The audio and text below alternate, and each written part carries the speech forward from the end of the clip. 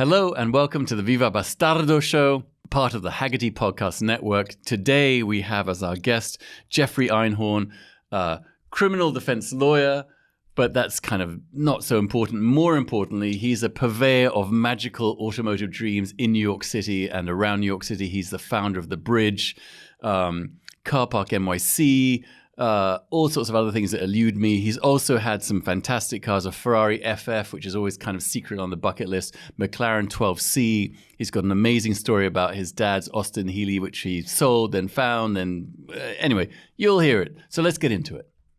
This podcast is brought to you by Economy Signs, the specialty company. It's a father and son joint.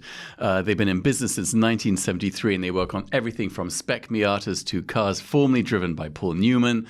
They have an incredibly deep archive of brand decals from old races like the Daytona in the 70s, and they specialize in vintage motorsport liveries. Is it liveries or livery? Anyway, they've done a ton of vintage Ferraris and priceless cars with history. If you've been to any vintage race in the USA, I'm sure you've seen their work. They do paint and vinyl, which is handy if you don't want to ruin your car. And they do any kind of thing, dragsters, motorcycles, stock cars, scooters. Well, maybe not. But anyway, check them out. They're fantastically talented. This podcast is also brought to you by Inbound Motorsports. Rami, the main Giza who runs it, says a lot of you have been reaching out. Please continue to do so. He can bring in cars from anywhere, Japan, Europe, Asia, which is also Japan.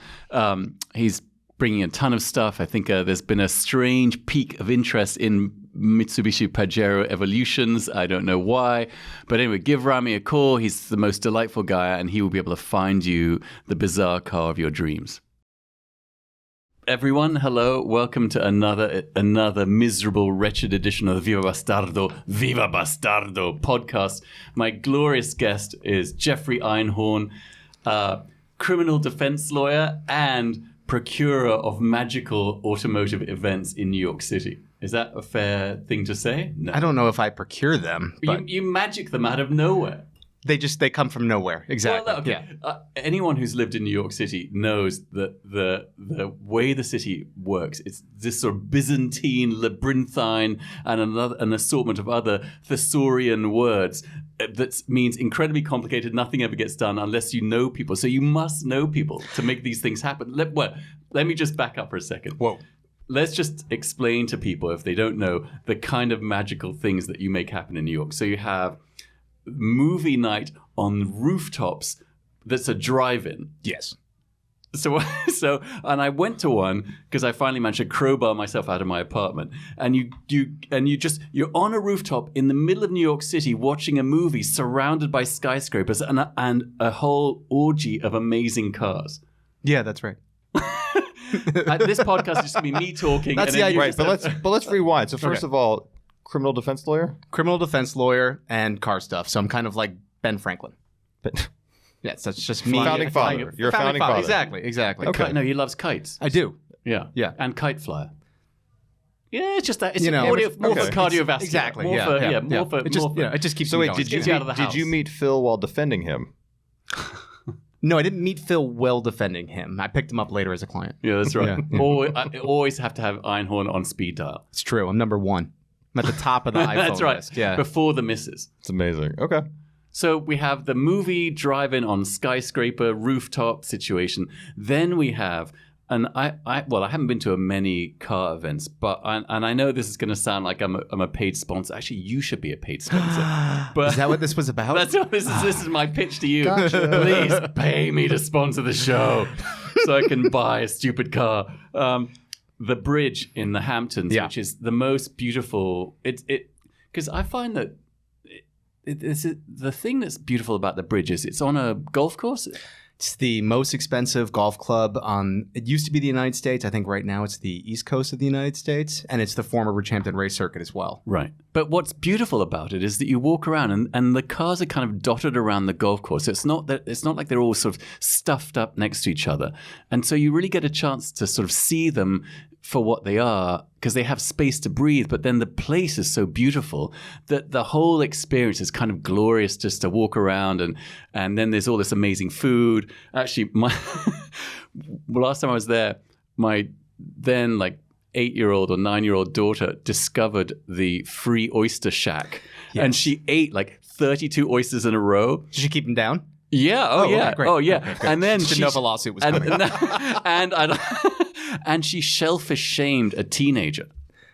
In what way? Well, because the guy showed up with this dad showed up with his teenager. He's like, "Why don't you try one of these oysters, kid?"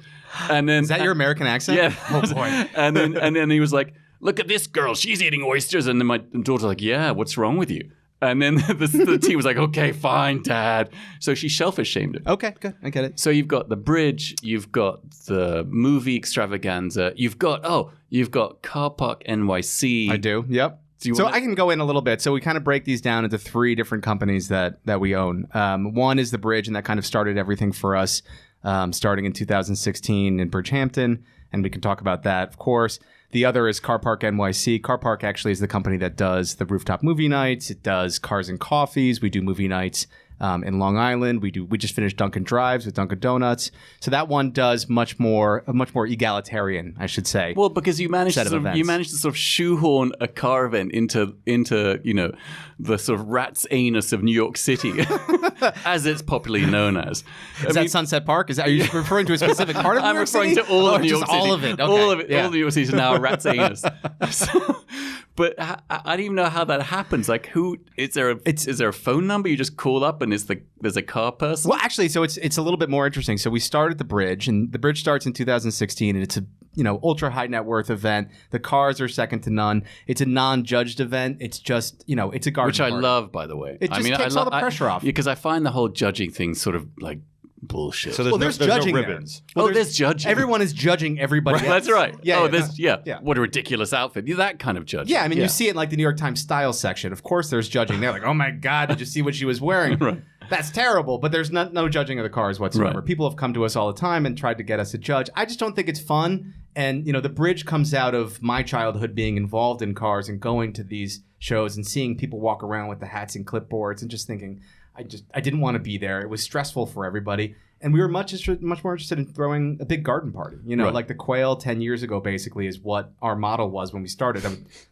The Quail basically in 2006. So right at the very beginning, when you'd come, you see your friends, you have some drinks, you have food, you see the cars, and there's judging there, but people don't think of it the same way. It's not like Pebble, a few days later. So that was really the model for it. It took off very, very easily. And starting in 2017, when we had done 2 bridges, we wanted to be able to bring everybody else into the fold, basically, and do events for everybody else. And I had been working with one of the partners from Smorgasburg to do the food for the From bridge. Hey What? Oh, you know Smorgasburg. Don't play like you don't know. He doesn't come over the bridge. I thought you were sneezing. So Smorgasburg is like the New York City, and now it's in Toronto and Miami and What LA. is that there's a caterers? They're not really caterers. They put together these like food events. do bar Like mitzvahs. outdoor food halls. Well, I bet they do bar mitzvahs now for the right one. Brisses? I mean, if you're doing a bar mitzvah, you might as well do a bris. I think they It's a 2-for-1. It's a 2-for-1. Exactly. Just, Right. Become a man, get a little taken off the top and sides. It's equal opportunity. So anyhow, Rob, who's one of my partners for Car Park, had been doing the food, and he had all these great connections with New York City. So he said, why don't we do an event and bring everybody in who's in the city and do something with cars? And so he had the connections because he did outdoor food markets in New York City to get the city to sign on and give us permits. Then he had the connections. How difficult is that? Impossible. That's what I mean, man. So we did Grand Army Plaza. I'm not sure if you remember that one. I remember that one. And I mean, we haven't done one in an open New York City space since then. It's very difficult. The Industry City is not. There was one. Didn't you do one? Was there one by? You know my events better than me. So Grand Army Plaza, is that the one I came to in the Shamal? Oh no, okay, fine. You got me there. Aha! So we did Car Park I put it to you, sir. We also do 28 Liberty Plaza. Right. And that's when you came into the Shamal. That's actually that's owned by 28 Liberty Group, basically. Right, okay. But we do that up there. But there's something kind of miraculous, because first of all, New York is not known as a car place. Like if you think of, a car city, LA usually, but so when you... No, it's like us in Baltimore. We're the worst. Yeah, that's right. I mean, to own, you've got to be kind of psychotic to like cars, own cars in New York City. Oh my gosh. I mean, I remember I came here for law school in 2003, and there was no community whatsoever to speak of, and that's one of the things that drove us to really push. Are you claiming you started the whole car community here? Is that what you're saying? I invented the car. I've always. Look, really? you know what I like about you, man? I look good for my age. You know what I look about you, man? You don't show off. You don't boast about the fact you invented a car. Yeah, I mean, you're very reticent. You don't want to talk about it. I have a friend who accuses me of peacocking. I don't even know what that means, but I feel like that might have been it. I feel like you know what that means. I feel like you know that. But wait, so you got to the city in 2003. I got to the city in 2003, and there was not much of a community, or at least no one would invite me into their car community. Maybe that's better said. But there wasn't anything easy for me to, anyone to reach out to do car events. There wasn't many drives. I remember I had an FJ60 Land Cruiser, which was the really boxy one that kind of looks like a Grand Wagoneer. That one, it doesn't tip over. What it does is just sinks under the weight of its own rust, which is odd because rust doesn't weigh very much. Right. I had actually left that car for 2 weeks on the street and came back, and a homeless man was living in it. And I was like, I really need to figure out a community of people better than this. Maybe he was a car aficionado, man. He didn't hurt the car at all. It was like a little smelly. There was a bar of soap inside. You could use vital oxide. Oh my gosh, that brings us to our sponsor. It brings us to our sponsor. That's a pivot like I have not seen in a while. That's right. That could be you with your brand if you choose to sponsor the show. That's right. Oh, wait. So that's how the bridge is going to come out? You're talking about homeless people and like crashing in cars? Yeah. I'm sure my partners will If you want a judging, non-judgy event. But wait, so 03 came here for law school. I came here for law school with an FJ. With an FJ, and then after I realized how difficult it was to have something like that in New York City, and how expensive the parking was, and that there just wasn't anyone to reach out to, to talk about mechanics or who else could help fix the car, I just gave up and I sent it back to Connecticut. And I actually ended up trading it in for a Defender 90, which was a whole another bag of worms that ended with a new frame. But that's maybe for later. Right. And tears. Oh, lots of tears. Empty wallets, tears. The usual recipe of car ownership. Yeah, well, it's like an algorithm. Empty wallets plus tears plus soaking hanky. Not really sure where the soaking hanky comes in. Dabbing the tears. Yeah. I was going to go somewhere else with that. No, think about it. If you go through like all the different nationalities that make cars, all the ones you want are the ones that give you much more trouble, right? I love Italian cars. I love British cars. Like German cars. What do you mean? Era. You love German cars, man. I love German cars. Okay. I've got some news for you. We're here. This is an intervention because I'm concerned about your car and watch intake. What? What? Because I'm the least interesting car watch guy in the room?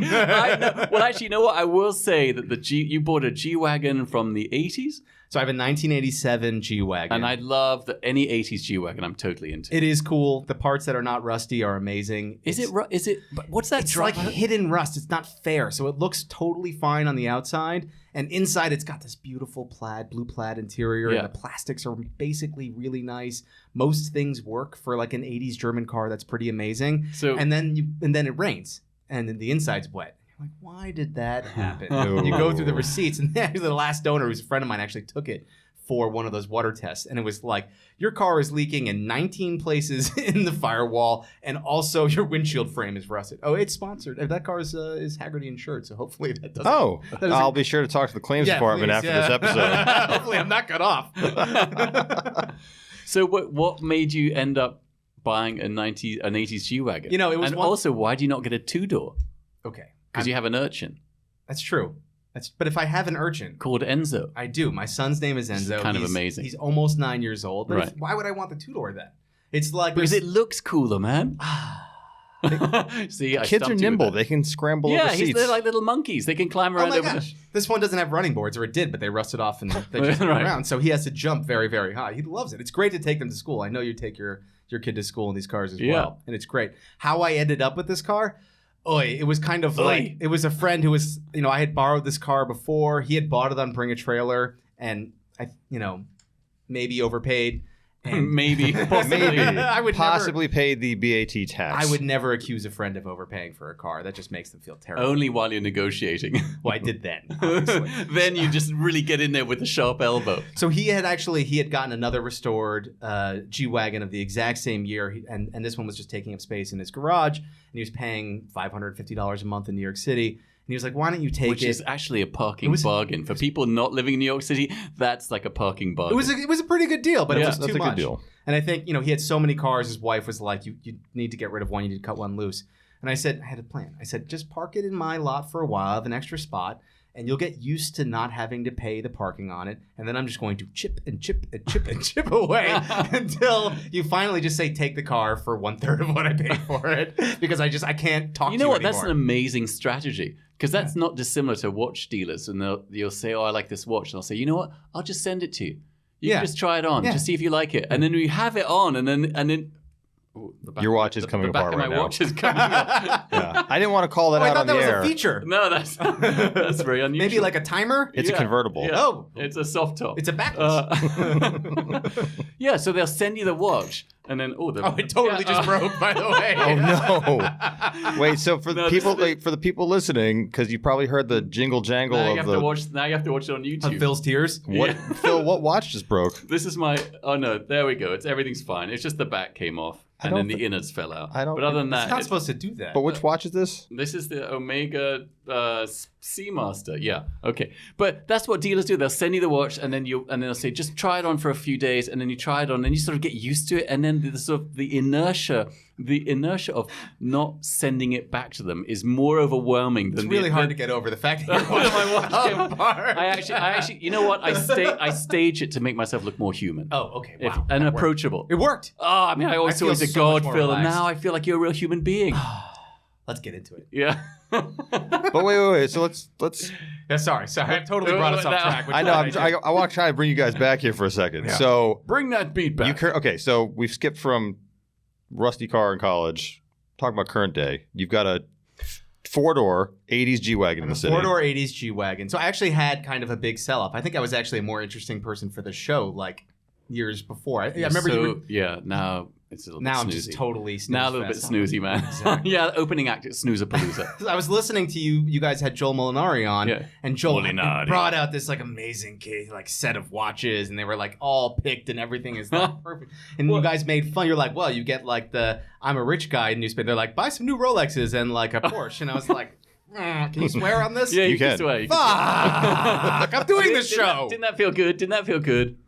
No. That cleansed your chakras. I feel like you let it. I don't think I have shot. I'm a defense You're a criminal lawyer. defense lawyer. Yeah, that's not something I have. You defend the mob. You don't have chakras. You just got Alleged. pots allegedly. Thank you. Can we talk? Is that? You can talk about anything you want, but we probably should keep this in line. Sorry.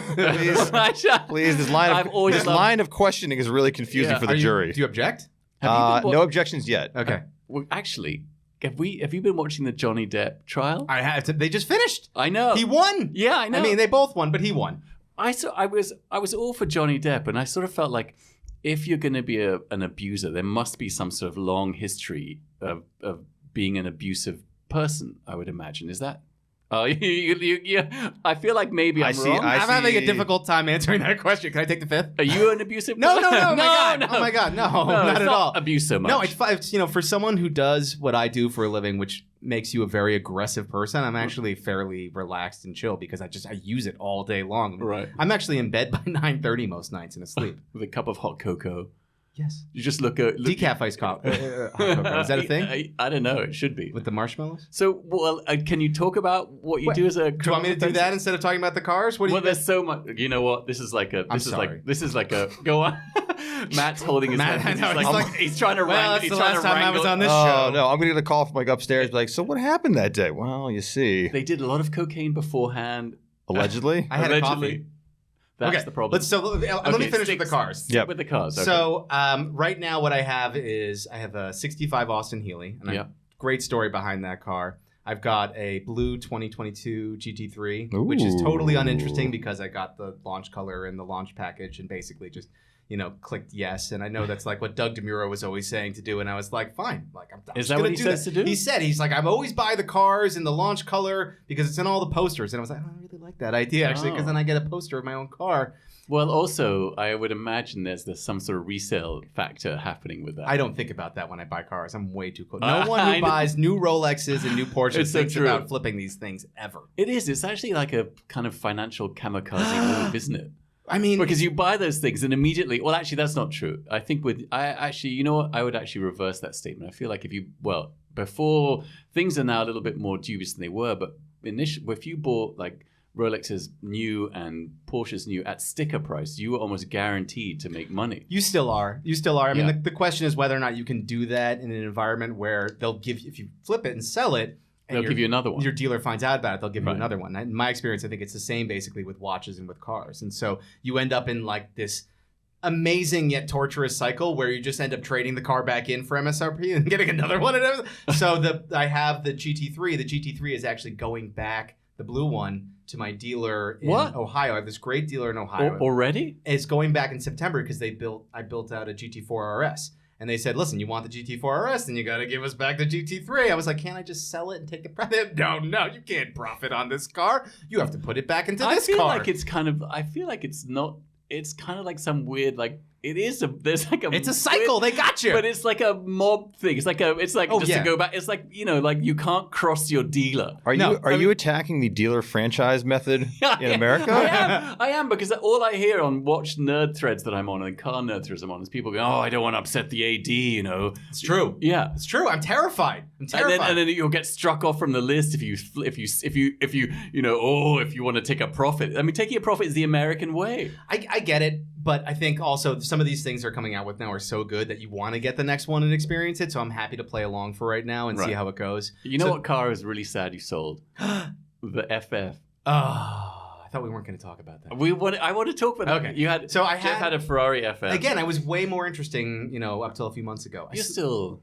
But wait, before we get to the FF, before we get to the long gone FF. Yeah. So we were at 2022 GT3, which is being traded in on a GT4 RS. Yep.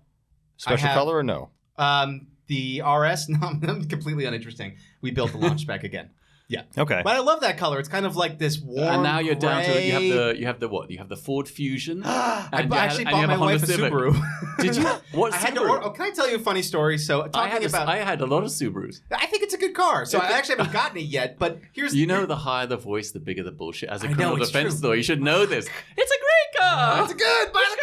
I've never had any trouble. Yeah, exactly. So what happened with so I have the blue GT3. I have a green GT3 Touring coming through Manhattan in July. Is that the wingless? That's the wingless one. That's the one that everybody wanted. That one is a special car. It's Irish green, so we paid to sample that car. And I say there's other people involved. Wait a minute. It's just me losing my mind. Did you just say paint to sample? Yeah, paint to sample. Okay, so this is not really paint to sample. You know what? It's bullshit. This paint to sample thing is such a bullshit because Porsche people paint to sample the exact fucking color that it comes from the factory, or else it's like 2 microns different. There's no green though from Porsche right now that you can get. Oh really? Yeah. What about Oak Grün? That's paint to sample. Oh. So paint to sample is really extended palette, right? They're like, it's not actually like you're not handing them a sample of anything. It's like you can select from these colors. You can do that for another $7,500. So it's like $7,500 you can pick from the extended palette called paint to sample. Or you can just give us your paint swatch. I thought PTS, as we call it, if you're a real car aficionado, was I thought that was like you could just send a picture of your wallpaper and they would do that. So for the extra price, yeah. Okay, they will. Why don't you do that? Because I'm not that. And then you can have an Einhorn yellow, or you can name it after yourself. I have no answer for this. That's like naming a star after yourself. Didn't you do that? Didn't everybody do that? I have hundreds. Really? All the profits I make from this incredibly profitable podcast go right into buying stars. Is that with the deodorizer sponsor? That's right. That money stars? went straight to 100% stars. 100% stars. Big. They ain't making more of these. Every single. That's right. He got an acre of land on the moon. That's right. Toledano Fields. It's on the dark side, so you'll never see it. That's right. Yeah. Ooh, it's undervalued. So I have those cars. I think that's all. So what I was saying is I have the 2 GT3s, and actually to get 2 GT3s at MSRP was easier than getting a Subaru for any price right now. It was the craziest thing. Really? It was so difficult. I had to reach out to all my contacts. My wife How many Subaru contacts do you have? Like 7 different dealers. There's a lot around here. And I live in Brooklyn. Every car is a Subaru. It shouldn't be that difficult. How are these people doing it? Did you get a WRX? I don't know what that is. WRX? No. If you're a I'm not Subaru that fiend, interesting. you call it WRX. Like MSRP. I don't think anyone's ever called. MSRP. No one that works. WSRP. No. Can't we just say? We're not making that happen. Look, think how much more entertaining to say MSRP than MSRP. I got a Crosstrek. I got the Mommy Mobile of Mommy Mobiles. It's in the light baby blue. It's wonderful. I had a WRX, or WRX as Subaru fiends call them. I'm gonna get so many. I'm gonna get so many abusive emails. No one says WRX. And then I had to trade it in for an Outback. You had to? Yeah, because the missus did not like my kind of like crazy like boy racer from traffic light to traffic light, I'll take you down attitude when I had that car. Yeah. They're good. But it's incredible. Oh God, the bullshit meter. There should be one of those on the wall that like That's right. throws his hand up whenever that happens. As soon as we get a little more budget, we're going to spend on that. That's good. That's after the first thing. That's a few more deodorizer commercials. That's right. No, that's after the bridge. After I pay? Yeah. I mean, year 10. Well, you did a 10. You've been there a year couple 10. Oh, year 10. That's in the podcast year 10. That's And we'll all be Come profitable. on. Yeah. Is that our liquidity event? Yeah. Okay. That is a liquidity event. So, okay, I know you're dying to tell us the Austin Healey. Oh, well, Go on, tell us you the were Healey asking story. about the different cars I've had. Obviously, I don't have a ton right now, and I've had mostly vintage cars throughout my life. I had my first car in high school was a 69 Alfa Romeo GTV. And it was the only way I could afford it was to buy one that had the right side of it like completely smashed in. But the left side, if you parked that outside like a girl's house, was fantastic. She'd be like, "Why on the other side of the street? Like, Can't you park it for come pick me up in front of my house?" No, this side of the street's fine. Yeah, like no, get in through this door. Get in through the driver's side. Get in through the driver's over the side. center console. Yeah, I'm very chivalrous like that. But I've always been into stuff like that, and so the car I grew up with was a '65 What Austin happened, Healey. Einhorn? Okay, I'll tell you the story. So this is the car that I taught girlfriends to drive stick on. I took to my prom. I feel like that was some sort of like womanizing approach. No, this is. But wait. Teach you how to drive stick. So your Austin Healey Yeah. is the car you taught multiple girlfriends how to drive stick on. I don't want This to get was any like deeper into this. I feel like you know this is what? only going to hurt me later. Was your wife one of them? She has driven that car. I feel like this was. Oh my Okay. God, that was amazing. That was the lawyer's answer. It was. It really she was. may or may not have driven this She's car. driven that car. And my God, I my feel like voice this went was- straight out to a terrible. I feel like this was the Einhorn move. Listen, come over, have a cappuccino. I'll teach you how to drive stick Didn't you want to talk about the law? Isn't that what we were doing? So this Austin Healey, everyone in my family used it for like their special occasions. It was great. My dad had Austin Healeys in college, and we had a deep connection with them. He bought this car like in 1981, and my brother and I had restored it. It was like a member of the family. And one day, Wait, you restored it yourselves? well, so we did some stuff. Let me be more specific. We used vital oxide. We used vital oxide on We it. deodorized the car What happened? ourselves. We got it. We sent it out for restoration, but then we used the oxide when we got back to make sure it smelled really nice. Okay. So we had- you did it yourself. I did everything I did myself. I had a hammer. I Yeah. had one screwdriver, Right. and I did a That's all full you need. restoration. It's great. Yeah. It's British. It's all you need. It's basically a tractor. That's right.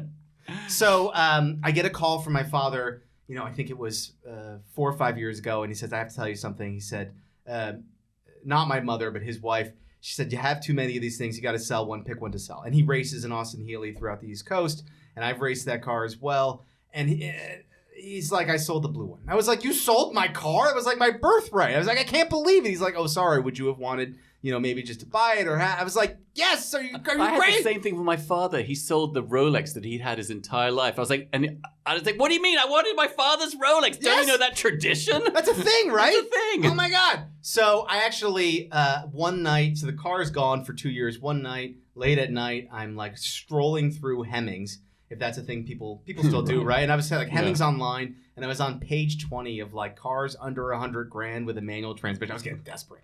And all of a sudden I saw my Austin Healey pop up, and I knew it was mine because it had some like kind of fakakta stuff that other people hadn't done with that car. And it had like a microwave oven in the It had a glove box. microwave oven, That's exactly. right. Yeah. That was it. That was had like factory. the windshield, the reverse mirror was like on a little stupid podium that my father put it on. That was like an Austin Healey accessory from like $5 from the Boy Scouts catalog or something like that. Right. So I knew it was my car, and I called the doctor, and he remembered that he'd bought the car from my father. And, we made a deal, and I got it back. And then we had a car park event at Grand Army Plaza, and I had him show up early, and the car was just sitting there. And he's like, "My car. Why is my car here?" I'm like, "Oh, this like doctor came over and he dropped it off." Oh, your dad showed up. And my dad showed up. Okay. I asked, sorry, I should. That's a critical detail. Critical I detail. wanted to unveil it to him, and so I have the car there, and he's like, "Oh my God!" He's like, "This is my car." He's like, "What is my car doing here?" I'm like, "I don't know. This doctor." You should have gaslit him. I did. No, it's not. Let me get to you. I'm ruining your story, man. Jesus. So he's like, "Oh my God, it's my car." I'm like, "Oh my, well, this doctor he threw me the keys actually." He's like, "Oh my God, he just left and threw you the keys." I was like, "No, Dad, I bought the car back." He's like, "You bought me the car?" I was like, no, you can't be trusted with this car. I bought my car. You will never be touching this car. Exactly. So, now actually we have the car together. The car is in Connecticut. I got to bring it back next weekend, which is always a 50-50 because the last time, and I am a Hagerty customer with that car, the last time I was bringing that car back to Connecticut, a wheel fell off on the highway. As it does. That's the second time it's happened. That's a factory in that car. option. It is. Because then it turns into a Morgan three-wheeler. Either that or it's like very James Bondy. Like it wants to do something cooler, but it's not an Aston Martin. Even the wheel comes off and bounces across the highway, brains the villain. That's the end of it? That's the end of it. That's how that works. That's the sequence at the end. So that's the story of the Healey. And then you had Matt Hranick on a few weeks ago. And Matt actually used that story for his book, and that was really nice. But yeah, there's like a long tradition of like those types of father-son things, or father-daughter, and it's like there's a long tradition of fathers not knowing that they should be passing on their watches or their cars to their sons. Exactly, but that was makes a story, right? Yeah. Otherwise I just would have had this car, and it would have been like rotting away gently instead of it's still rotting vigorously. Away gently. Vigorously. Now it's vigorously rotting, like in my uncle's garage. Right. That's what happens with these types of things. So that was the Healey story. So what happened? You had all these amazing vintage cars, and then you became like new car Giza. You were just tired of fixing shit. I think what happened actually was a lot of it was the events. I started transforming from being someone who had a lot of cars and spent a lot of time fixing up the cars. Like at one point I had 3 E34 M5s at the exact same time, which by the way is a horrendous idea. Because every time you fix one thing on one of the cars, you have to do it 2 more times, right? So you're like, this is a common problem with E34 M5s. You're like, I just spent 16 hours. I spent my entire weekend, doing this, changing the spark plugs. But did you get faster? No. Every time? No. What? That's how mechanics make money at dealerships. I'm not a mechanic. Well, I am terrible. I am not mechanically inclined. Oh, wait, you were doing these things yourself? Basically. That, I have to say, man, that's impressive because I find that I was horrible at it. I find doing anything on a car utterly terrifying. I was horrible at it. So I followed that up, and I was thinking, I won't do 3 of the same thing anymore. I'll just do 2. So I bought 2 Mercedes Cosworths, 2 of the 16 valve Why cars. are you buying these things in? It's like you're buying them in bulk. Is it a Groupon situation? I don't do anything easy. Well, actually, what ended up happening with that car is I found like a 16,000-mile manual transmission Cosworth, and a lot of these cars were just kind of used up at the time, so it was a very low mileage car. And I called the guy, and he said, I don't really want to sell it. I've got this other one. You said, why don't you park it in my garage? and I'll just start chipping away. I know you want $100,000, but talk to me about just 20. save yourself. Yeah, you see.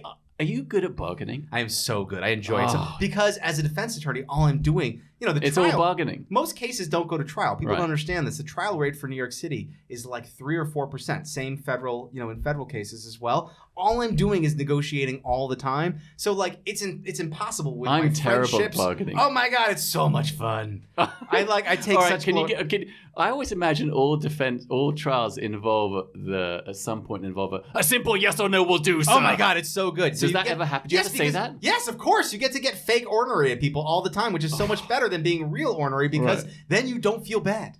I don't. You just like somehow it's like you're acting. Can you give us some like top 3 bargaining tips? Ooh, well, obviously, number 1 would just be taking something and parking it in your garage. Yeah, that's number 1. Is having an extra spot. Just leave it in my garage. I'm actually like, the Mercedes G Wagon notwithstanding, I'm a terrible car bargainer because I love instant gratification and I fall in love with things very, very quickly. And so I see it, I start imagining it, and I want it. So like what you need to do is do the reverse on somebody else. So like if they want something and they need to sell their car to get to you, and you're like, they're like, I really wanted to get a 4.2 E-Type. Then you start sending them the 4.2 E-Type listings until they see someone that they can't afford. They need to sell their car cheap to you. But the problem with that is it can't come from you. You have to. I would recommend setting up a fake email account from a fake person, an intermediary, and then sending it from that account. Inception. You will need a lawyer. Yeah, which is why I'm glad that's fraud. No, I'm not making them do it. I'm just it's suggestion. That's fraud. Yeah. Would it be fraud? If I'm trying to induce a sale by sending fraudulent, yes. But what would be fraudulent about it? I'm just sending pictures of a car that they might be interested in buying. It's the creating of a false identity in order to do that. Yeah. Okay, fine. Sorry. I won't do that. Okay. Sorry. So, but that's the way to do it. Really, is just to get someone comfortable with the idea of not having what they have anymore, basically. And so with these, I know that makes no sense, but I know with you still be blanked out. Those are word salad coming out at this point. Yeah. No, with the Cosworths, what happened was the guy had this smoke silver, which we know Mercedes never named cars the right colors. Right. So black is actually blue black for that car, and it's not blue at all. And smoked silver is not silver, it's gold. And so he's like, I have a gold automatic car. And I was like, oh, nobody wants that Cosworth at all. I was like, okay, what if I bought both of them? And he was like, if you take everything in my garage, you can have these cars. This is your bargaining technique. It worked. It's to buy. I will buy everything you own. Yes. In return for this. And it's funny. I'll take that flat screen TV from 1987. They didn't make flat screen TV. Nope. I'll take the CRT display. No, the heavy one that breaks your back. Okay, I'll take this. So actually, what had happened was. You've met my friend Greg before. Yeah. And Greg is my buddy who bought the 73 Porsche that I kind of semi-famously drove across country. The Irish green car. He's still mad that I chose Irish green for that GT3. By the way, he claims it is his color. I don't even know what that means. And he actually apologized to me the other day. They get very protective about a color. About things that shouldn't. He doesn't own Pantone. I don't even know what that means. But he actually apologized to me the other day. We play these like stupid street games where we bet pizza dinners, every weekend, and it's called ladder ball. I'm not sure if you guys have heard of this before, but this is like a very Brooklyn thing to like go on your sidewalk and just play ladder ball for 4 or 5 hours while your wives complain. And he turned to me the other day and he said, in the middle of the game, and these are like $200 games, so it's wait, there's a lot at stake. We'll get there. Can we finish the story? But you have to understand. You have to understand ladder ball to understand the story. No, not at all. Okay. It's just a game. It's just stupid. That was just window dressing. It was window dressing. Exactly. I was just getting to the point of the story, which he turned to me and he apologized and he said, I'm really sorry. I don't know what got into me about that color. I'm sorry about the lawsuit over the. Yes. I'm sorry for bad mouthing you on Instagram. I'm like, cost you 1,000 followers. Sorry about that. No, it was like very heartfelt because it's like, it was one of those moments. We all do dumb things and you get like your heart tied to these things. And he apologized and it's great. How do we get talking about there's this? someone on Instagram who painted their Delta Integrale the same color as mine and got the same wheels and painted them white. Did he put a Bastardo logo on it too? No, but I sort of feel like saying, Did you contact him? Is this going to be like a single white female situation? He contacted me. He sent me a picture. He was like, hey, here's my car. And I was like, Is he asking for like you to approve it? Well, I guess, I don't know. I mean, I guess it's... Did he paint the grill? You know what? I'm not sure. But it's flattering. But at the same time, I don't buy any of that. Like, no, he's gonna show up at your house like when you're gone and crying. Just like trying to weasel his way in your life. That's when they start like they boil your rabbit. Like you gotta be careful. Isn't that a euphemism for masturbation? No, I feel like when you grow up in England, everything is euphemism for masturbation. Defrocking the vicar. I made some toast. It's all in how you say it. I made some toast is one? No, but it's all in how you say it. I made toast? Yeah. Oh, look, it's going to rain. That felt nice in my heart. That actually made me feel good. Yeah. You know what I mean? And then also, if you add as it were onto the end of anything, it immediately sounds disgusting. Like, good morning, as it were. Whoa. See? Immediately sounds disgusting. It's pretty gross. You're just implying that something bad was happening before that person walked in. What? Yeah. You just had this moment where you closed your eyes and was remembering. You were clearly remembering something. I was. I'm always remembering something. I'm trying to. Now I'm at an age where I'm just trying to remember stuff. Oh, okay. Well, you're getting old. Yeah. Okay. So we have there was the glory period of vintage cars. The glory period of vintage cars. And then you segued into modern. You know what? And I have to say, there's something nice about getting in a car. You feel like most of the time it's going to start. There's a possibility it may have AC or heat, which is nice. Yeah. There's that like sense of occasion, right? That like, maybe this is going to work. Maybe it's not. It keeps it a little bit exciting. Maybe this will die in the Holland Tunnel. Have you died in the Holland Tunnel before? No. But every time I drive through any of the tunnels. That's the worst, right? I can't think of a worse place to but that's my ultimate terror is driving through the tunnel and then you're that guy. Yeah. Yeah. Yeah. Because, I have nothing to say about that. It just sounds awful. I am totally obsessed with the FF, the Ferrari FF. The Ferrari FF. If people don't know, it's like the shooting brake, like the expensive version. It's like an M Coupe that's been inflated. It got pumped up a few degrees. I think it's one of the most interesting cars and unexpected cars that Ferrari has made in a long time. It was one of those cars that I dreamed about for a really long time. It's, every car nerd's dream is to have the Ferrari that they can use all 4 seasons and they can have, your kids in, and it's got a V12 and it finally... That's a 2-door car that Enzo could climb around in like a monkey. He did. I'll tell you, I put 8,500 miles in that car and I had it for about 2 years. It was a great car. And, it was just time to move on to the next thing. Did you have problems with that car? I am not allowed to talk about that. Oh, wait. Speaking of problems with that car. Okay, this is a car I really love. and that you had. Wait, we're not going to finish this? What No, happens if I get sued in all right, 5 seconds? I didn't have any. Actually, Did you have any problems? Can I tell you, I didn't have. The car was basically flawless. Okay. You know, what made me nervous about the car is that every single surface of that car is covered in like beautiful leather, but I'm not sure how well it's actually adhered to those surfaces. And, you know, for a car that got used, you know, almost daily, you know, I started feeling really panicky about it, and I bought the car. But was there any grounds for this panic, or this was self-generated terror? Oh my God, no, I'm a lunatic. Of course not. I'm sure the car is I'm a fine. freaking lunatic And over here. The nice foot doctor who bought it for me, I'm sure, is like loving every moment of it and laughing at me as he drives it down the street to his... Look at the leather peeling up everywhere. The horror. That's the fear, right? That is the fear. And you look at some of these cars. You know what? I have to say, Einhorn, that's a specific fear. I do not get in my cars and have this terror of the leather peeling up. Well, you can. It's already there. Do you in the Shamal? Do you have that fear? Because that car has leather covering the headrest, like little things, the holders. No, I have no leather peeling up fears. I have much bigger fears. Like the car will like implode or self-immolate. Yeah, like the drivetrain's pretty bulletproof. Suspension's good, engine's good. But wait. Can we talk about you mean like comparatively bulletproof or like bulletproof for a Maserati? No, bulletproof like you could wear it for protective purposes. Oh, okay. Yeah. Okay. I think for a Maserati, I would say... Oh, you're really qualified this one. I would say contextually, for Italian cars of the 80s, it's a pretty solid... Wow, that is a niche. That is a niche. Right, and by the way, the bar is being set very low. Yeah. For Italian cars built in Puglia in the south of Italy in June of 1987...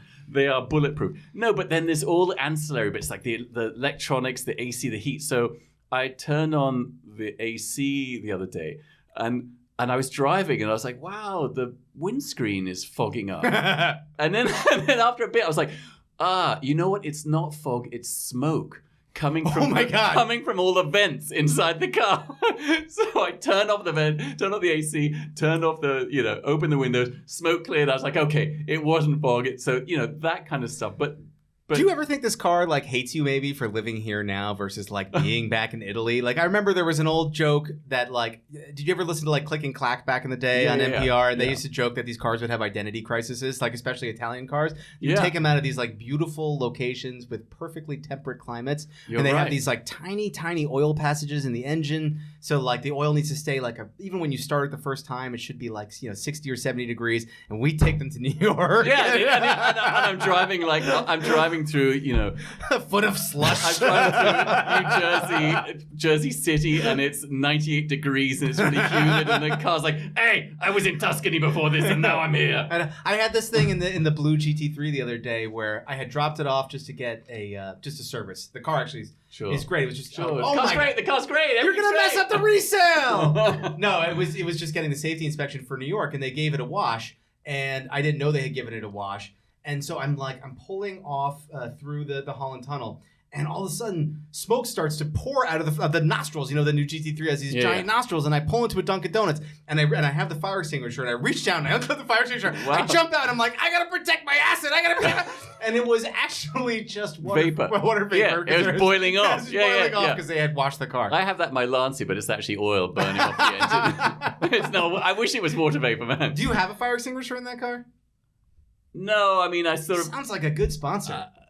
I should, because I can equip all my cars. Yeah, I mean, even just you buying them for yourself would pay for the sponsorship. Yeah. Well, you're right, actually. Yeah. Fine. Okay. See, you should come on as business advisor.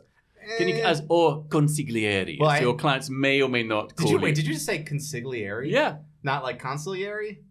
What? No, is it consigliere? Nope. It's consigliere? Consigliere. Oh, you don't see the G? It's not a hard G? Seriously, are we having this discussion? Oh, You're like a I've been making this joke for years, and I've been saying the word wrong for like a decade.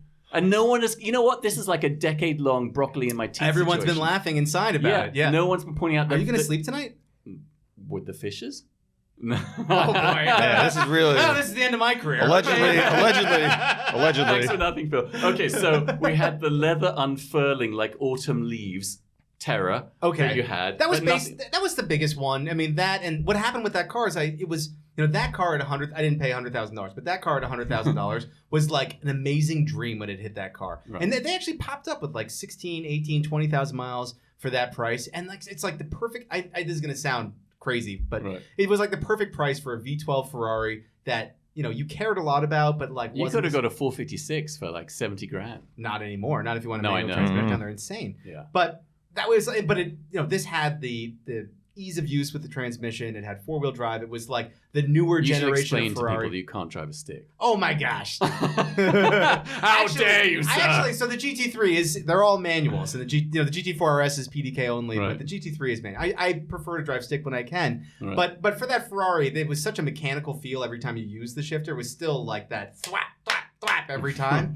that it did make it satisfying. But no, I mean that thwap was part of the reason that it would dislodge some of the Yeah, that leather, was- and then it would start peeling up in the corners because it was, it was just adding lightness every time. It would knock a few parts out the back. That's So no, I mean that car at $100,000 is a car I think that like is attainable for a lot of people. But haven't they gone through the roof, those cars? They have. So what happened was I started using the car and it was worth almost twice that, Right. and it just became like not a burden, but I would worry about it all the time. Good That car was leather. parked outside a lot, in like a lot, but parked outside a lot. We would take it, you know, karting. It was or- in the lot with all those other cars that With you're the G Wagon that's you're melting? about to buy, the cars you're about to buy. You're like, this is your future. Your car lot is kind of like Hotel California. I know, we were Like- actually, I was making fun of the cars you buy saying that they hate you, but they come to my house and they're like, oh, please, no.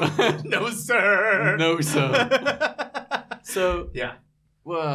I don't know what we were talking about. well, I but can't sorry, remember. so I just had the like- FF was The a FF good car, It was but a great car. I recommend it to anyone to buy if they like have a Ferrari that they actually want to use. The thing about the FF is that, you know, it's like 7 or 8 tenths amazing at everything. It's like if you really, really push it hard and throw it into the corners, it's like 7/8 of a 458, you know, or 7/10 of a 458. Sorry.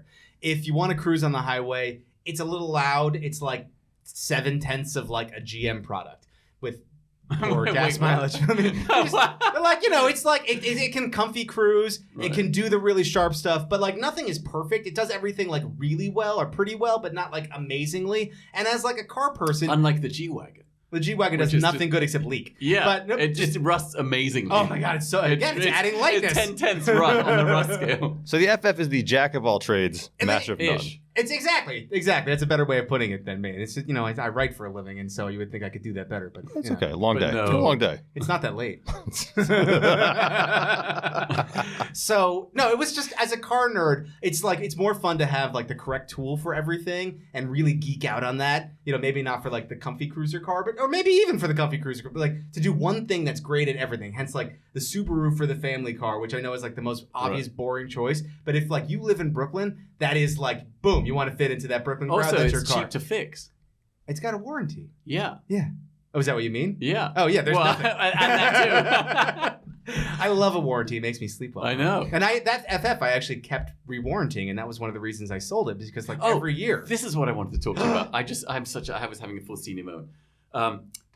The McLaren 12C. Oh, that was a good one. Well, hang on. So I think actually that's the most interesting new McLaren design-wise. It's a really handsome car. I think it's really beautiful. I really love it. I think that, you know, it's kind of interesting when they came out with the 12C, that I guess the market was like, hang on a minute, this needs more scoops. And then they had to... You should speak with Frank Stephenson and have him on. He comes around every once in a while and have him on the show. Do you know him? I can get you to him. I don't know Really? him personally. Yeah. I'm sure I know this is... I know a guy. I know this is bucket list for him, getting on the podcast. Oh my god. I mean, for the people who can't see, there is like a screen with an elephant on it. I mean, who doesn't want to be in front of a screen with an elephant on? on? Well, so did he design? He didn't design The 12C? He did do He the did 12C. the 12C, Okay. yep. I think it's really beautiful. I think it's every time I see one, I think it's really It's handsome. elegant. Yeah. It's Did really, you drive mine? No. No, it's because And I'm a bastard. Yeah, it's because you're a bastard. Ah. But I know it's and it's blisteringly fast. But Yes. I've heard they're just, it's just a matter of time. You buy the car, you set the stopwatch, and within like 10 minutes. Can I tell you, transmission's that falling car out. gets a bad rap, I think, for people who haven't owned them. Okay. And Well, you see, I'm actually very interested in that kind of false mythology that follows certain cars. well, I buy like expensive cars cheaply, and so to get those, you have to go after and find which That's of the right. ones are You true. should buy a which ones- Shamal then. Well, I'm not that bad, dude. You're not that much of a masochist. Let's see how many clients I lose out of this show, and then I maybe Shamal shop. So tell us about the 12. So the 12C, I mean, that was a funny one. It gets a really, really bad rap. They obviously McLaren didn't have experience building road cars. since the F1, and that one, was even built by a different division. They created a whole other side of the company to build this car, and they were kind of learning as they were doing a little bit. The joke from some of the dealers was that they would come like half built. I don't think that's fair. I mean, the car had growing pains. I actually had a 2013. They started making them in 2012, and how many years did they make them for? I think it was 12 to 15 or 12 to 16, and then they started the 650S, which is basically the same car with different headlights on it. Yeah, and then slightly different bodywork. But I never had any issues with that car. It was, again, one car. But hang on a minute. Did I remember? Okay, fine. I had some issues. Oh, my God. I put it to you, sir. A simple yes or no will do. So wait, didn't you have, it was in the shop, a blinker or something? So the car... You know what? I must doff my cap to you just rolling out. I never had any issues. Followed by an immediate confession. I feel like I'm being cross-examined here. I thought I was supposed to be doing that. This is hostile. I would say, I had three main issues with the car. So I bought the car from a McLaren dealer in Chicago. Yeah. And again, Greg, who goes out and does these car things with me, we flew out, they picked us up, we drove the car back. And what was the spec? It was gray, right? So it was a Supernova Silver, which was a $20,000 paint job. It was a very high spec car. I think it was $297 or $298, which was high for those cars. Most of them were about $240, $250. It had the ceramic brakes. It didn't have any of that kind of weird fabric inside. Alcantara, you mean? No, it was I love Alcantara. They used red polka dot leather. It was bad. You remember the leather that Maserati, the fabric that Maserati used for the Grand Sport in the early 2000s? Yeah. It was like that. That was not a good idea for anybody. So it was Alcantara? My car had Alcantara inserts. Did it have the full carbon fibre? It did. Right. And I wanted a car that was heavy on the carbon fiber, because otherwise you got metal that looked kind of chintzy, very much out of a Shamal. So, look at this game. You know what? Get out. You've gone too far, sir. Oh, my God. So, it's almost like you don't own any other cars, just a Shamal. You're just completely personified by this thing. That's right. So, no, the car was great. I mean, it did have a few things. I think one of the main issues with that car was that it had a central, an old Mercedes, a 90s Mercedes windshield wiper. Right. And the motor would freeze up. And in order to replace the motor, you had to remove basically the entire front clip of the car. It was buried very, very deep down. Right. It was the same way they had done it in Lotuses, but in the same age, because a lot of the Lotus designers went to McLaren basically. Sure. And so they all ended up with the same design problems. So I remember I was actually going to Driven to America, which is the Porsche event out in Long Island. And I was going and I was like, I'm not going to take a Porsche. It'll be different. And, these things are dependable. And so I get in the car and it started to rain that morning. I'm leaving for Brooklyn at 5 in the morning and I hit the windshield wiper and it went up 3 inches and stopped. And because I parked that car outdoors, that was the end, because it was just covered in pollen and whatnot. So I couldn't see out of anything. So I had to turn around. So I had that issue that I think it was in service for a month for that. Fair enough. Then the blinker died. Fine. Wait, you was in service for a month? They had to order the part. Yeah, because I've heard the thing is for those cars, they were just basically making parts for the cars as they were building them. Yeah. So they have no massive there's no inventory. Yeah. No, actually, but they do treat you well, I will say. I mean, versus some of the other brands, when the blinker died, the dealer said, listen, it's connected to the steering wheel. It's connected to the engine. We're going to have to do an engine out replacement. I did get there, but we'll get there in a second. What? So, no problems, by the way. But the engine, at some point in the story, the engine comes out. It's almost like I'm at home. Oh, my God. So they were actually very, very nice about it. They said, we need to build you one, but, while we're doing it, if you want, we can make your steering wheel, we can have MSO, which is the Special Operations Division of McLaren, make you a new steering wheel with carbon fiber. We know you always wanted one. We won't charge you for that. And so they actually I know they were trying to build up a lot of brand integrity, and I have a very fond, a big fondness for them. I would get a 720 now. I've talked about doing that. I think the 720 is beautiful. I really love how that it's looks. A beautiful car. I will say the one thing, they sold you on the McLaren having this dream ride suspension that you could drive through New York City. No. But wait, I thought, the reviews, the 12C is supposed to be kind of magical, that magnetic, whatever it is. No. No? So, I think they've gotten it down. I'm a huge fan of McLaren, and I think I think they've gotten it down, starting with the later 650s, and especially the 720, they do have that, magic carpet ride suspension. We have a few friends with those cars, and I've driven them, and they drive great. But the 12C, it's such a hammer every step of the way. You hit the throttle and your head hits the back of the seat. It's amazing. But the same was true with the suspension geometry, where you would hit a crack, and it was with the carbon tub, it just wasn't soft, And I had the you hear people like, Is that like a software adjustment? I'm just talking. Well, one of the issues was the suspension accumulators, and people were always like, "Oh, you never replaced your accumulators." I see. And actually, I had to do that when I bought the car. When you came in, man, I was going to ask you if you'd replace your accumulators. I see it's in your notes. Yeah.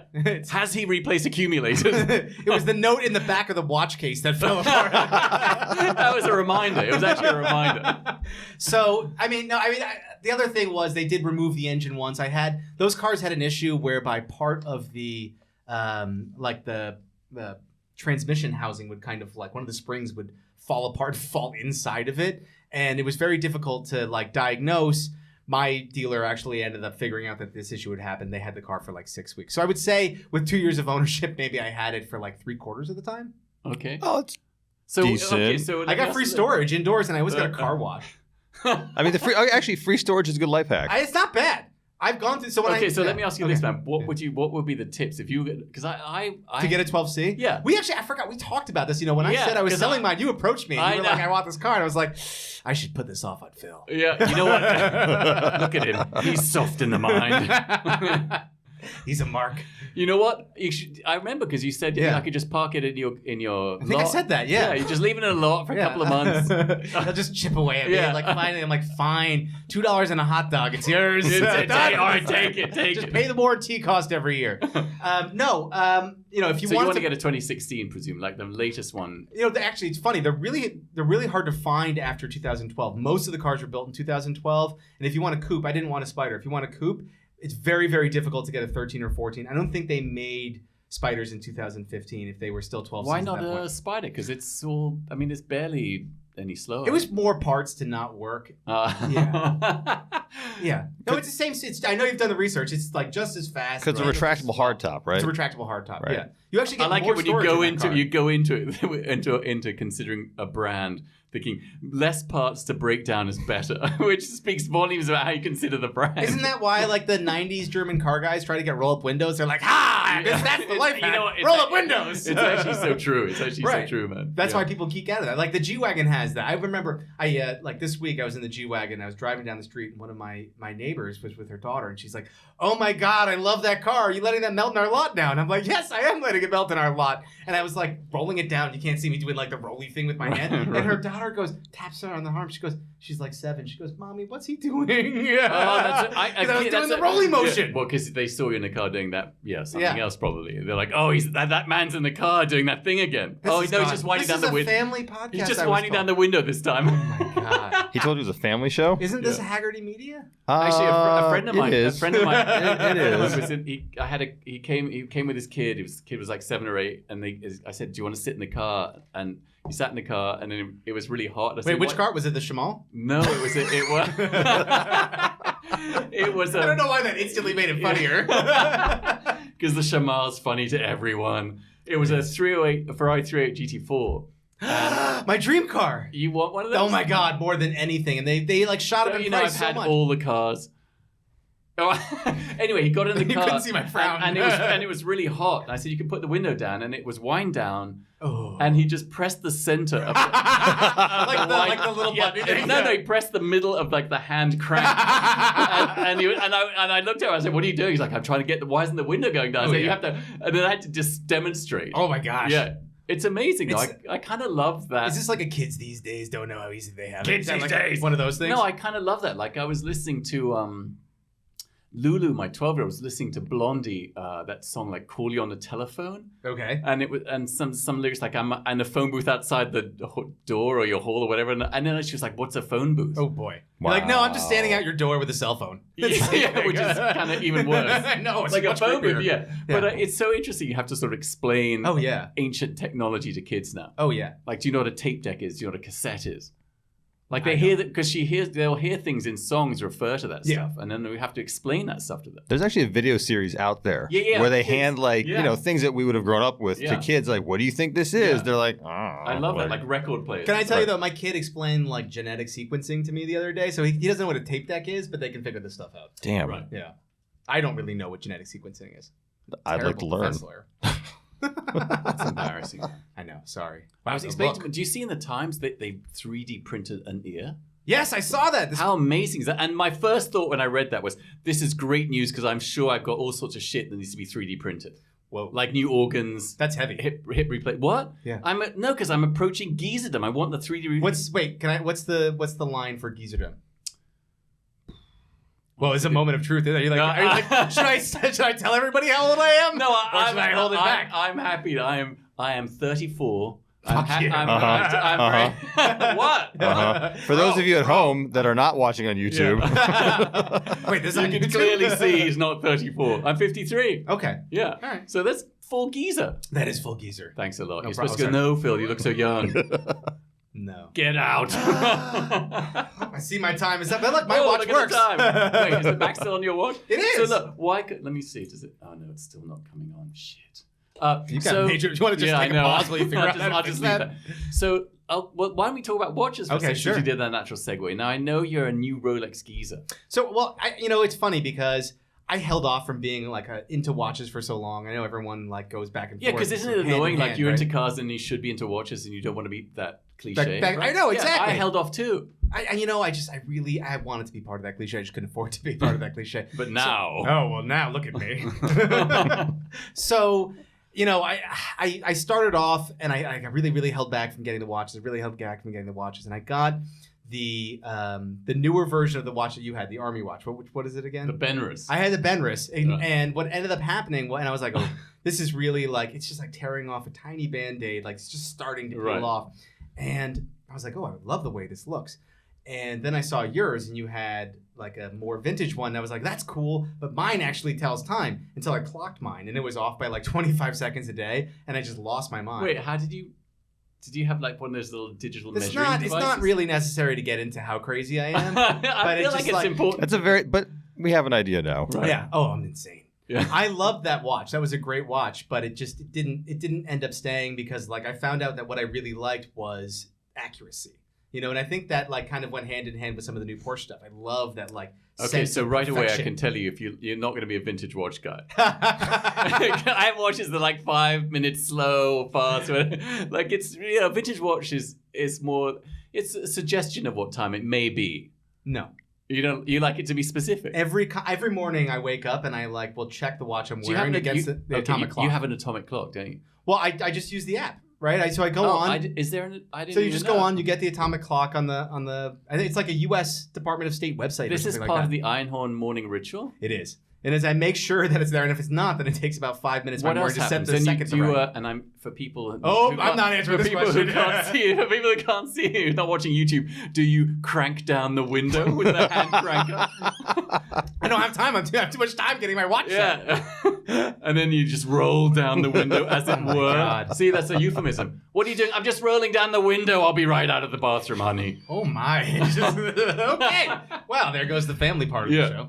There was never a family part of the show. I mean, there's like an elephant with a beer bottle. You do the atomic clock. I do the atomic clock. I like roll to do that. down the window, and then is there anything else? He's very focused. Yeah, I don't even know how to answer this question. What? You're just upset that I'm like, treating you as a hostile witness. I know you are. I don't know if I'm ever going to have a lawyer on the show again. I want to get all those... Aggression? No, all those lawyer phrases I'm always seeing in the shows. Oh, well, why don't you just take 5 seconds to throw them all at me? That was it. That was it? You don't object to that? Yeah. Wow, come on. You're badgering the witness. Yeah. How about that one? That's Would you like- You see, that's an amazing... Yes or no? Wait a Which is minute. it? Is it Hang yes? on. No, That's- wait. Is it yes or no? Which? Up. Yes. That's an amazing euphemism for masturbation. Which one? Badgering the witness. Come Oh on, that's my the best one I've God. ever heard.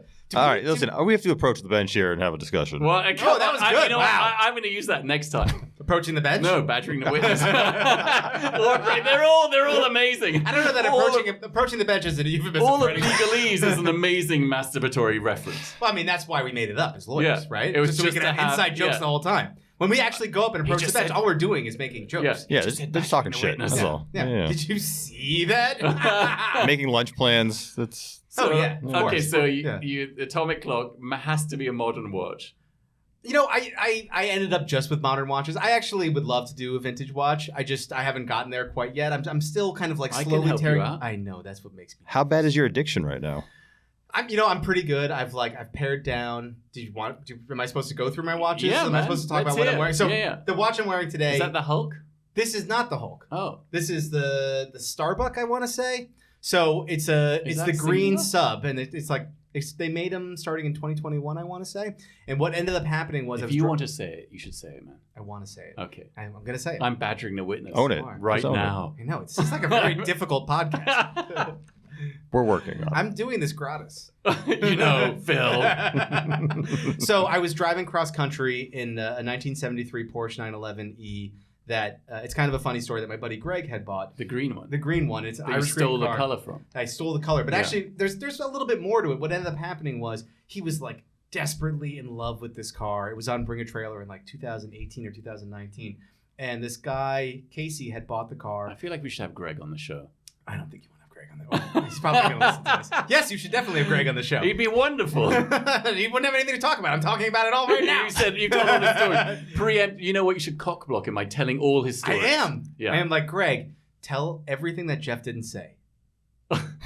And Man, we're done here. So so this guy Casey bought the car, and like Greg was crestfallen. I think he was like $5,000 short of the high bid, and so he kept in touch with him for like 3 years, and like he was kind of driving me a little crazy on it. He like would always talk about that he wanted the car, that he was going to get the car. I was like, I just at the end I was like, stop. I was like, give me the guy's number. I'm just going to buy the car so that like someone Did you call has. the guy up and say, listen, why don't you store the car in my lot?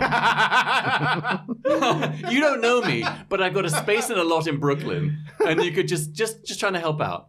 So that's kind of what happened. Is it? So, well, I kind of used the reverse thing on Greg. I said, just give me his number. I will call him. And so I called the guy and I was like, let me buy the car. Like, do you mind if I buy the car? You're not using it. He put 1 mile on it since the auction. Wait, hang on a minute.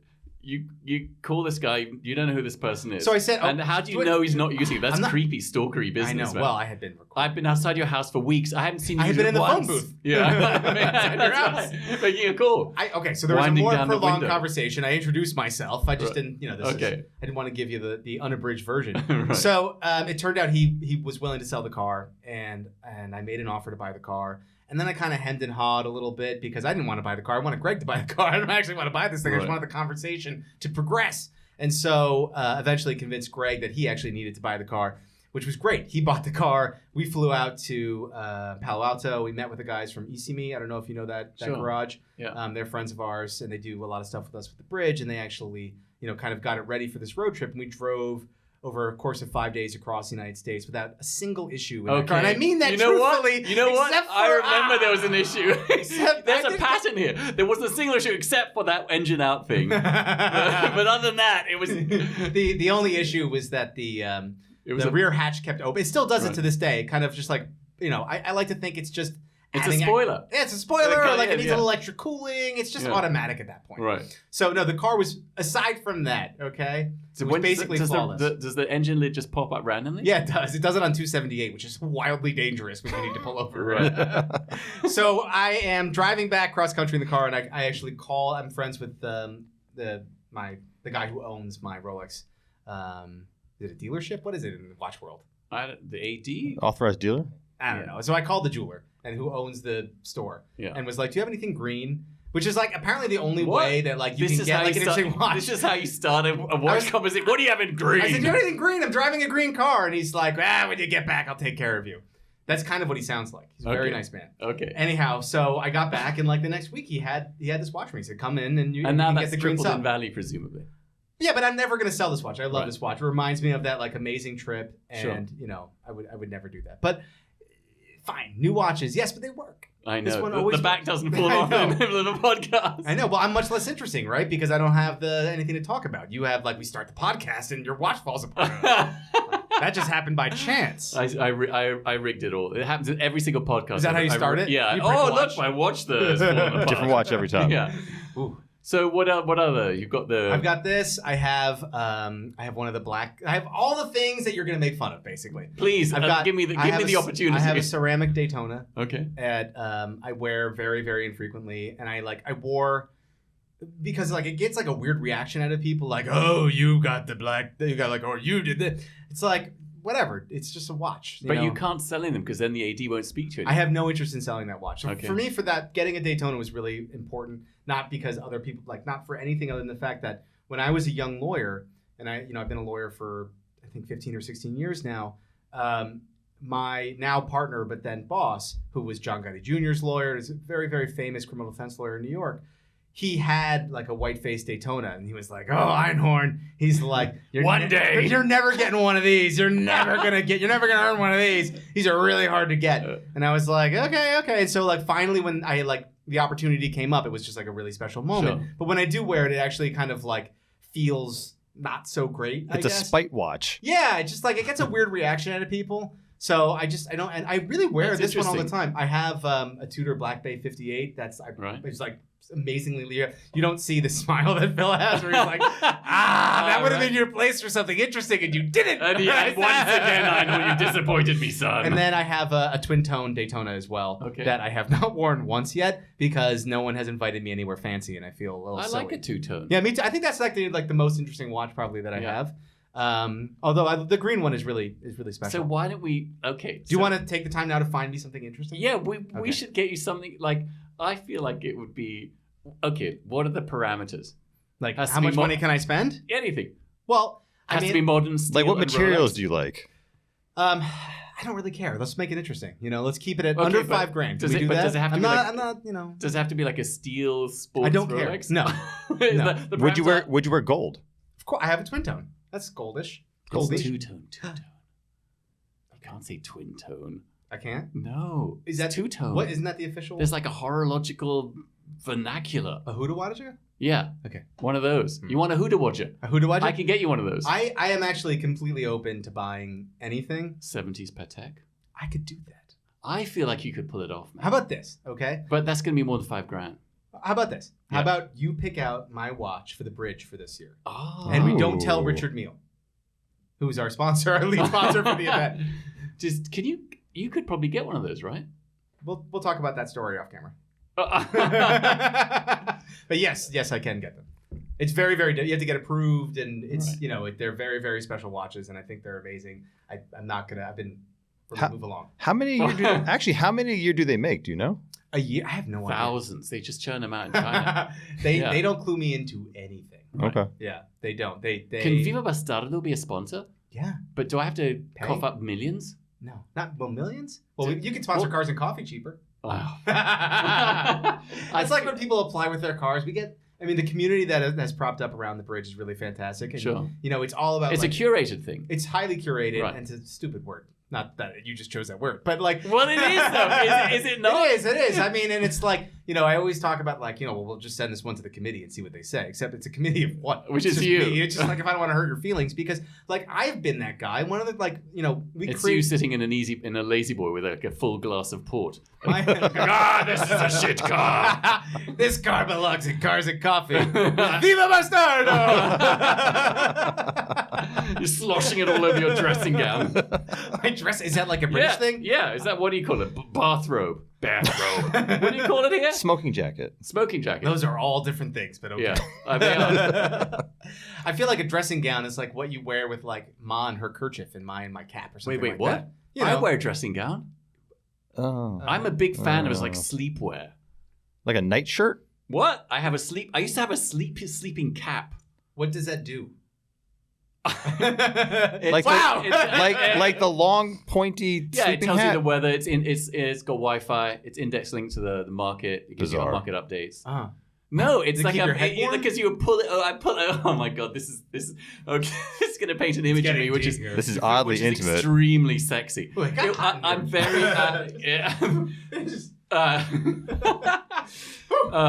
Do you feel like badgering the witness? Oh God.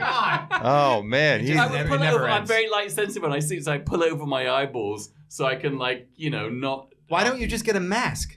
or turn the lights off. Because Or I like the shades. idea of like the hat thing felt good. It's a fashion accessory. Yeah, I look good in it. If I must be Okay. honest, I But look who's amazing. looking at you? Oh, I walk around the neighborhood. You know what? Like one of your In your dressing you gown? know what? Like one of your clients, Vincent the Chin Gigante. Wasn't he one of your geezers? His son was one of my clients. Yeah. Okay. Yeah.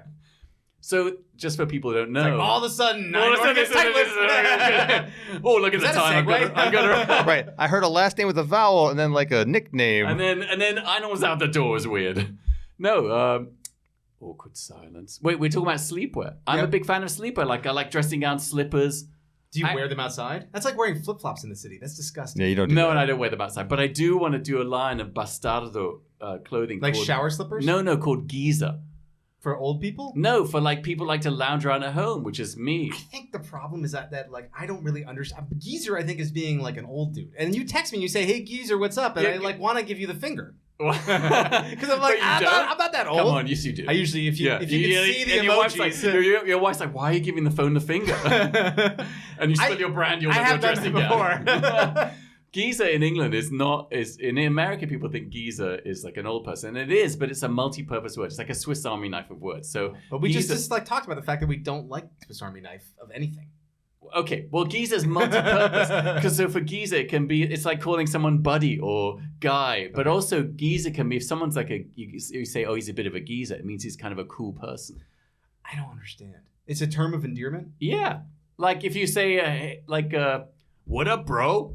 Oh, I like that. I like the way you said that. Yeah, that see, good. I went that's actually my real accent. Do you give him a pound after that? Yeah, I'm going to chest bump you. I'm going to just reach across and knock over the microphone. Get out of the way. That got me a little bit. Yeah. I'm all No, but that's Giza's like like, hey, what's up, dude? Okay. All right, fine. Yeah. Thanks for the explanation. So I'm clarifying. Is there a geezer section at the bridge?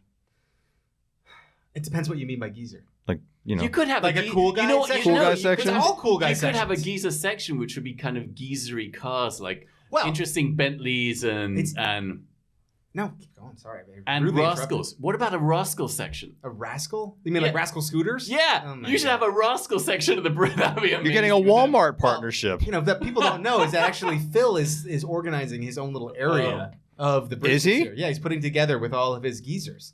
I'm actually having a bit of a tough time. Oh, yeah, because nobody wants to go to this thing. Well, yeah, I mean, it's very hard persuading people who want to go to bridge. No, because you said find unusual cars. I don't know that many people with unusual cars. I said find things that fit the whole Bastardo lifestyle. Well, that's true. But please tell me you can define your I own don't know brand. what that is. I can't define On the my podcast. Moment of realization. Wait a minute. What does that mean, Bastardo? Do you have a vision board? Oh, I have a mood board. That's different. Mostly for dressing gowns. And like different hats? Yeah, Sleep sleep hats. Well, wait, do you have slippers?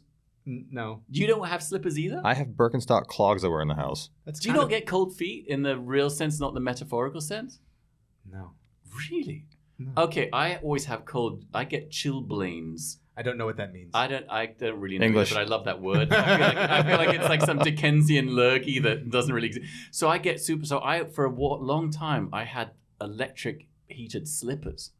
Is that a thing? Yeah, they were I feel amazing. like that would give you cancer. No. Like the ones you put in like ski boots? Yeah, they had a little battery pouch on the side of the slipper that you'd recharge, and then you plug them into the slipper, and then they would get all toasty. Did you love the Hammaker Schlemmer? Yeah, I know. I was gonna say. And then and when I was done, when my feet were warm, I put a croissant in there just to warm it up and make it like flaky and nice. Oh, multi-purpose. It's true. So you're gonna wear these at the bridge, but wait. Obviously. So I have a question for you though. We are so off. I have no idea where we were. Who are we? What happened? No, because I want to know, within Phil's current roster, is there anything that kind of fits the bill for the bridge? What have we done so far? So we did the M1, right? That's right. What did we do last year? I couldn't come last year. Remember at the last minute I had to bail because I had some like thing. Oh, you had the wedding. I had the wedding. I had my wife's wedding. Best friends. I was gonna say it wasn't your wife's wedding. No, it was it. Wait, she's married? No. You're right. So it was just the M1. It was her best friend. Oh wow. Yeah. I forgot. I borrowed you for life. I got shit faced. Did you? That's like because I'm not a. That explains the I'm text. not a good drinker.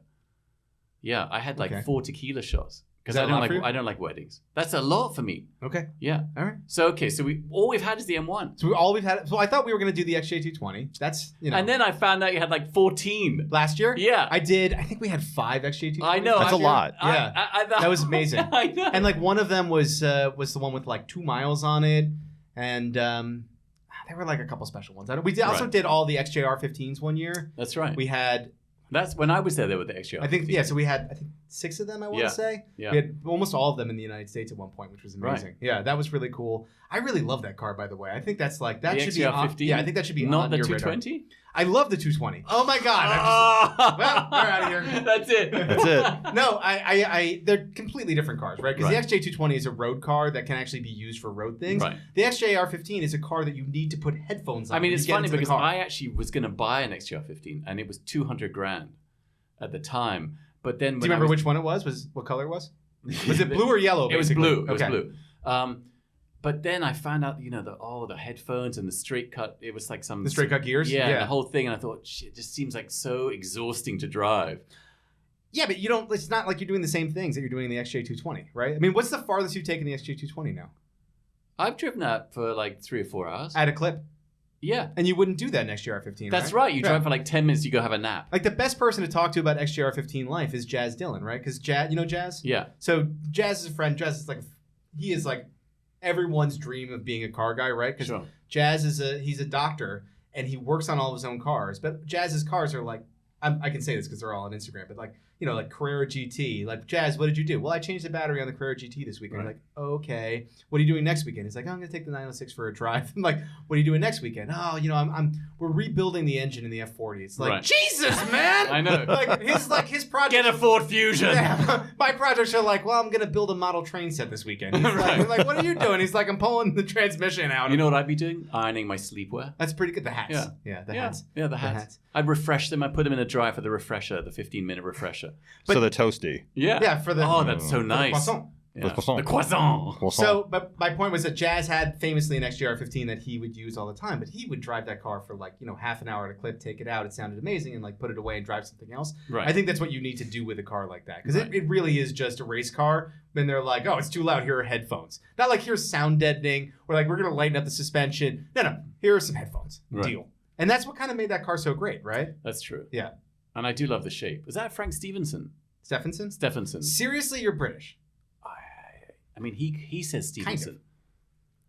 He does say No, Stephenson? I did it. I think he says Stephenson. Yeah, no, to his friends. Oh. Stevenson. Close friends. Yeah, Close friends. very close friends. Is he going to pop out from behind the car? Surprise! It's Frank Stephenson. But what else did he do? He did the Mini, didn't he? What? I think he did the new Mini. Oh, I thought. No, sorry. Wow, I almost just got that was Isigonus.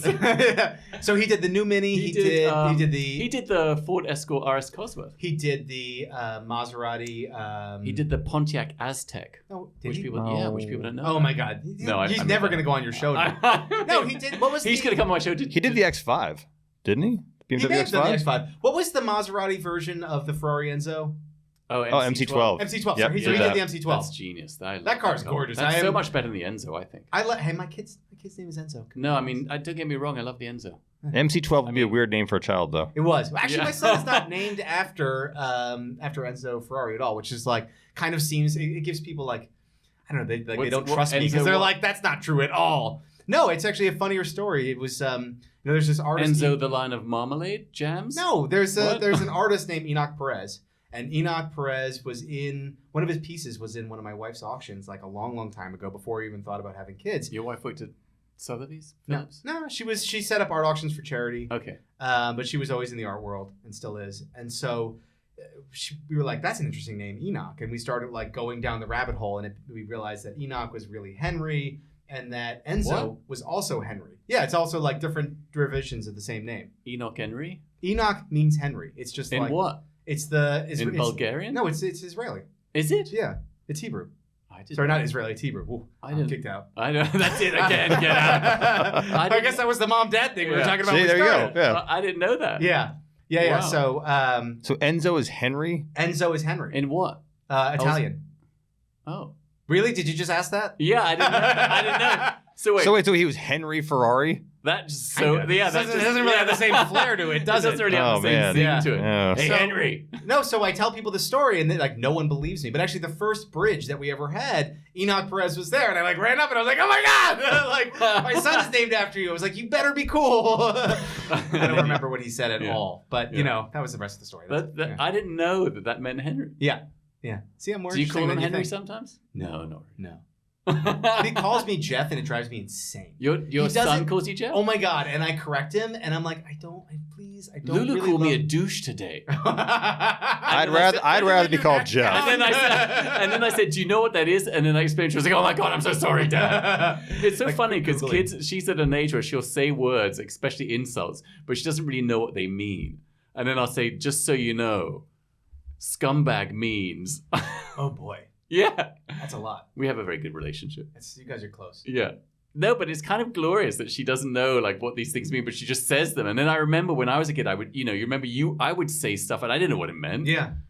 Yeah. Okay. You're just saying it because other people are saying it, like, yeah, I'll call you a douche. Right, because it sounds funny. Yeah. Yeah, exactly. Yeah. Like, thank count. Yeah. Thanks a lot. She's out of the will. But I don't remember what we were talking about. Well, you talking about how your son called you Jeff. Oh God, Yeah. I hate that. It's the worst, right? I love that. Has she? What's he supposed to call you? Dad?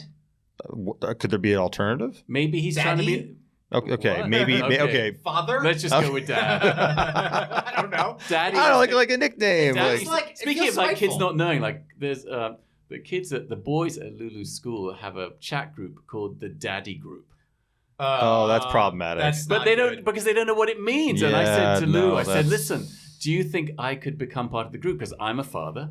No. And she's like, no, Dad. But they don't know what No. that means. That's- They just think it's like a joke. They know that it's something salubrious. What do you mean by like a chat group, like on phones and stuff? Yeah, like So she has a phone? Yeah. She told me she had. Yeah, so she has a how phone. old are kids these days when you get them a phone? Let me ask you this. She was, I think, 11. Because look, I also sort of felt like during the pandemic, kids had to have a way. They had to be masters of their own destiny. Yeah. Because they had to have a way of getting in touch with each other without going through the parents. So we got much more lax in terms of like iPads and all the rest of it because she needed to sort of control. That makes her, sense. Yeah. So she got a phone a year or two ago. Okay. Year and a But half it's got ago. oddly serious. Yeah, I know. But it's something that I know. it's something that I think about all the time. How old's you know, Enzo? Enzo's 8. He's going to be 9, Okay. and like I walk him to school every day of the week, and he always asks like when can I walk by myself? And I'm like, I don't know, when you're 16, 17, How far is the school? like half a mile. What is that in blocks? I don't know what that means. Should I tell you in kilometers? Yeah. Can you How tell many me clicks is it? in leagues or fathoms? How many fathoms is that? I would say it's a 15-minute walk. Okay. It just feels wrong. I don't know. I don't like it. I So wouldn't then- like it anywhere though. I mean, Lulu she kept saying, can you I want to walk home from school. My friends do it. Why can't I? I said, okay, fine. And then she did it twice and then said, you know what? Come pick me up. My bag's too heavy. I love kids. Yeah, I know. Wait, so how far is her school? How long was the walk? She's on the far west side, like 10th and Hudson, and we're on the far east side. Oh my gosh. So That's a long yes, walk. That's a like lot. 20 That's it's a lot 25 of minute different walk. neighborhood to. Yeah, kinda- she did that by herself or with like a large group of friends and a guy that is armed. No, she did it on her own. Wow. That's impressive. But- You're a because- more trusting human than I am. Well, because it's during the day. It's not This like isn't you're- Japan. So? Have you seen that as a show? Have you seen that show? Yeah, Which one? There's a Squid show. Game? No, there's a show. No, there's a show. that's Korea. I know. I just finished it. I'm still like... There's a show in Japan. I was watching it where they let 3-year-olds and 4-year-olds, like 3-year-olds, walk home. They send them out on an errand. Okay. And then they follow them with a camera crew. So like, okay, go to the store and buy like some stuff and then come back. And then they follow them and there's these 3-year-olds trying to cross the street and the whole thing. It's amazing to watch. I have nothing to say about that. That sounds terrifying as a parent. Well, it is if you grew up in America, but not if you grew up in Japan. It I doesn't. think it's even not more it's growing up in New York City or like having kids in New York Maybe. City. I grew up in Connecticut and, my parents would let me play in New Haven, which wasn't like a safe city, but like Right. my parents would let me like play in the backyard. We would go ride bikes. But wait, why is playing in the backyard? Why would that be a dangerous proposition?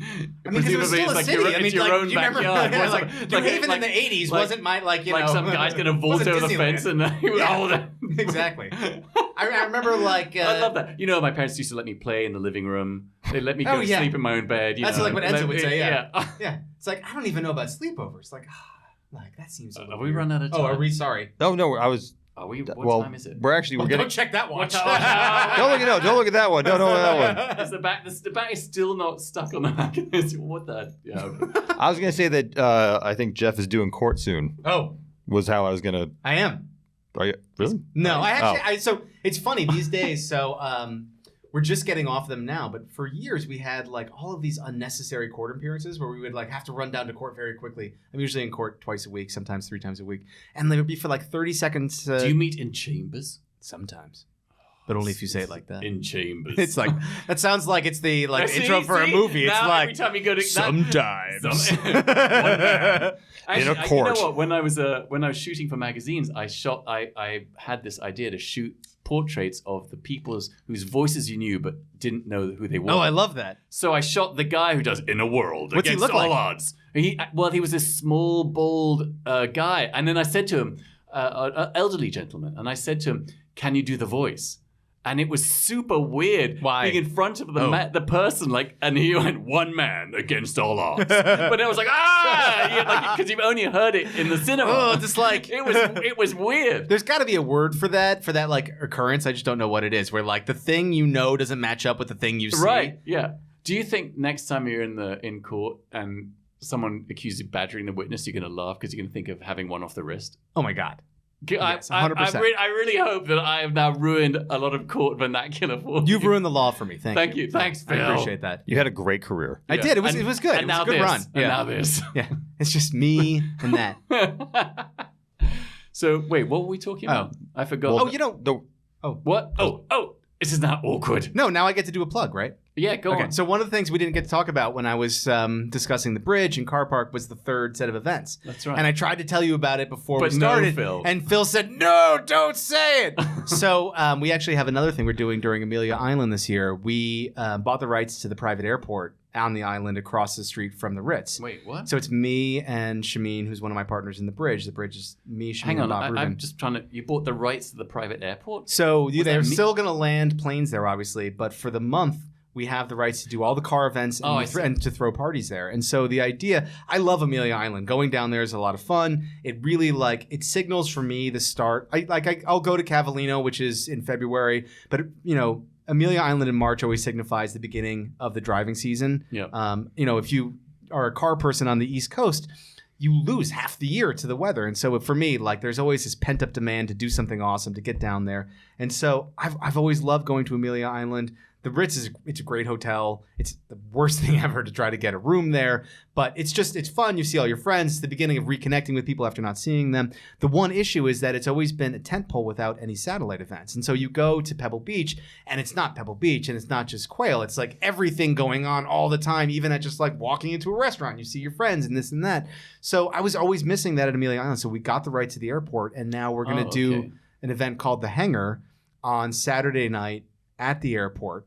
And it's going to be cars and vintage planes and watches all at the same time. And the idea is just to do bridge style, catering. So like a very high elevated event. People will be able to get tickets to it though if they, know someone who knows someone. So at least it'll be like a smaller community.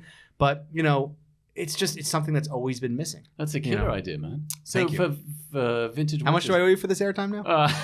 I'll bill you. Oh, God. I'll send you an invoice. I don't know what that voice is. That was That's my real like voice. someone in my office. So in terms of like vintage watches, Yeah. How would you show that? There'll be sort of a display of stuff? Yeah, I think the idea with the watches is probably have stuff for sale because, with the cars are just, cars that are either going to be on display or not on display Do you the need following people day. that can introduce you to people who can make that happen? I'm sure you're looking at me with that sad face, like it's No, okay, it was just Phil. such an honest look that You were just surprised I was actually being helpful for a change. Yeah. So it was just Basically. sheer mockery. That was basically, I'm just so used to being You were beaten taken down. aback. No, we want as many people as possible. Okay. For the watches, I think the idea is to, get a few brands and then get some secondary market people to actually have stuff that people can buy. I think that makes it more fun if you go to one of these things and you're like, well, I can't spend, $400,000 or $500,000 on a car. Not everyone walks in and get an XJ220. But to spend $5,000 or $6,000, for like a cool vintage watch, I think it really kind of like ups your All right, I interest. can hook you up with Thank people, you. man, who Can we get ones where that don't fall apart while we're doing it? This is extra. Okay. I'm really trying That's to get for the it back. workshop portion of the evening. It's build your own watch. It's very involving. I'm for that event, I'm most curious about the plane part because we have all these like vintage planes coming in, and I'm dying. I'm obsessed with planes. I know nothing about planes. Do you know any ones that? Do you know what is being shown, or in terms of vintage planes, like a few names? If you used words, I may You be. would not.